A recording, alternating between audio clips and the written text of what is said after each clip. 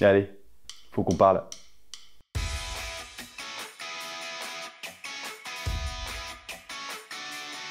J'ai toujours adoré les aventures d'Astérix et Obélix. Quoi? Vous les connaissez pas? Sérieux? Bon, ma petite explication. Nous sommes en 50 avant Jésus-Christ. Pardon. Je reprends. Nous sommes en 50 avant Jésus-Christ. Toute la Gaule est occupée par les Romains. Toute? Non. Nous suivons donc les aventures d'Astérix et Obélix, deux Gaulois qui doivent lutter contre Jules César et les Romains, grâce notamment à l'intelligence d'Astérix et à la force démesurée d'Obélix. Depuis la première publication de l'album Astérix le Gaulois en 1959, jusqu'à Astérix et l'Empire du Milieu qui sortira cette année, les albums font un carton. Traduit dans plus de 100 langues, il s'agit de la BD la plus vendue au monde, enfin en numéro 2, après le manga One Piece. On en parlera un autre jour. Promis.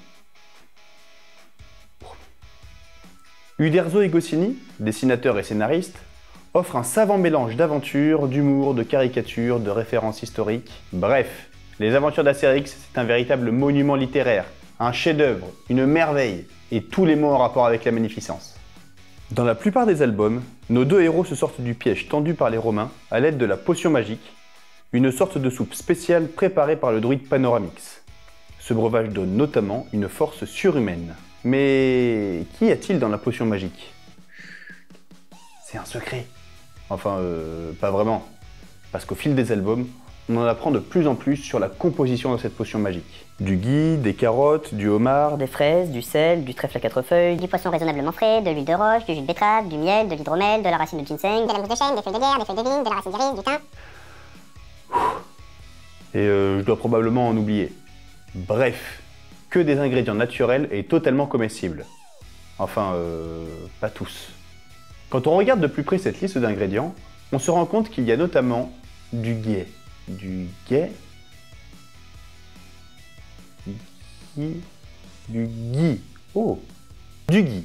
Et le gui, c'est toxique. Que ce soit les feuilles crues, les tiges, ou même les baies. Les baies, c'est le pire. Une dizaine de baies, vous pouvez avoir une crise cardiaque. Il n'y a que dans certains cas où si vous faites mariner les feuilles suffisamment longtemps et que vous récupérez qu'une partie de l'eau, là, vous pouvez vous en sortir. Mais bon, dans Astérix, le fait de couper du gui avec une serpe d'or permet d'éliminer le côté toxique du gui et de ne laisser que les effets bénéfiques. Bon, on peut considérer que Panoramix s'y connaît quand même plutôt bien en gui. Donc il ne va pas utiliser les baies, il ne va pas utiliser les tiges, et il va utiliser une petite mixture à partir des feuilles. Très bien. Mais tous ces ingrédients mélangés, ça fait juste une espèce de soupe. Une soupe un peu dégueu, hein, d'ailleurs, si vous voulez mon avis, parce que fraises et homard, je suis pas cuistot, hein, mais bon, ça sonne pas très bon. Donc ça donne une soupe. Et une soupe, ça donne pas une force surhumaine. Dans les albums, Panoramix ne donne jamais tous les ingrédients qu'il y a dans la potion magique. Il doit en garder quelques-uns secrets. Mais en tant que chimiste curieux, ça me plaît pas beaucoup. Moi, j'ai absolument envie de trouver quels sont ces ingrédients. Avant de continuer, petit aparté. Je précise que les ingrédients et les théories que je vais élaborer à partir de maintenant ne sont que des hypothèses proposées par mon cerveau de chimiste curieux et un peu bizarre. Il ne s'agit nullement de vous donner envie d'essayer de refaire la potion magique chez vous. De toute façon, quand vous verrez les ingrédients que je vais vous proposer, quand je regarde de plus près les effets de la potion magique, que ce soit la force ou la vitesse qui sont démesurés, je pense tout de suite à des produits dopants, et notamment aux anabolisants.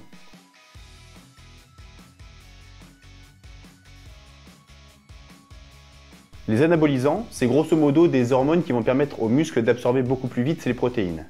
En d'autres termes, c'est eux qui donnent les muscles forts et épais. Et je sais bien, hein, dans Astérix, quand les Gaulois ils boivent la potion magique, ils deviennent pas énormes et secs. Mais partons sur cette hypothèse, la potion magique contient des anabolisants. Aujourd'hui, la plupart des anabolisants sont synthétisés dans des laboratoires pharmaceutiques. Mais à l'époque d'Astérix, pas de laboratoire pharmaceutique. Il faudrait donc d'abord trouver des anabolisants naturels. Et ça tombe bien, parce que ça existe. Les premiers anabolisants ont été extraits dans les années 1800 par un médecin français du nom de Charles Braun-Séquard. Charles annonce devant la Société de biologie de Paris qu'il s'injectait des extraits de testicules de chien pour améliorer ses performances physiques. Ouais, vous m'avez bien entendu, des testicules de chien, en auto-injection. la médecine des années 1800. Ce n'est que bien des années plus tard qu'on isola la molécule en question. Cette molécule était constituée d'un noyau stérol dont l'alcool avait été remplacé par une cétone. Étant trouvée dans les testicules, cette molécule prit le nom de testostérone, la star des stéroïdes hormonaux. Est-ce qu'on ne tiendrait pas là un des ingrédients tenus secrets par Panoramix? Je suis pas sûr de vouloir le savoir. Autre chose, quand les Gaulois prennent de la potion magique, les effets sont immédiats. Or, quand on prend des anabolisants, il faut attendre plusieurs minutes, voire plusieurs heures pour que les effets puissent commencer à être révélés. Donc il faudrait trouver un deuxième ingrédient qui puisse accélérer les effets de l'anabolisant. Pour aller jusqu'aux muscles, les anabolisants doivent passer par le sang. On pourrait peut-être chercher par là. Existe-t-il un ingrédient qui permette de fluidifier le sang? La réponse est oui. Il n'y a qu'à voir le nombre de sites qui vous recommandent ces 5 aliments qui vont fluidifier votre sang. Ou top 10 des aliments qui augmentent la circulation sanguine. Mais moi je suis chimiste. Je suis pas médecin, je suis pas biologiste, je suis pas nutritionniste. Je suis simplement chimiste. Et en tant que chimiste, quand tu me parles d'un ingrédient qui peut fluidifier le sang, je pense à un truc. L'aspirine.